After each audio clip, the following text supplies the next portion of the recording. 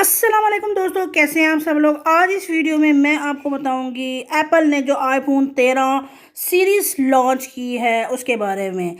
First number पे जो है वो आईफोन 13 है और उसकी जो प्राइस है वो $800 है और उसका जो डिस्प्ले है वो 6.1 इंच है। ठीक है, जो सेकंड नंबर पे है वो आईफोन 13 मिनी है और उसका जो डिस्प्ले है वो 6.1 है और उसकी जो प्राइस है वो $700 है। और थर्ड नंबर पे जो है आईफोन 13 प्रो, उसका जो डिस्प्ले है वो 6.1 है और उसकी जो प्राइस है वो है $900।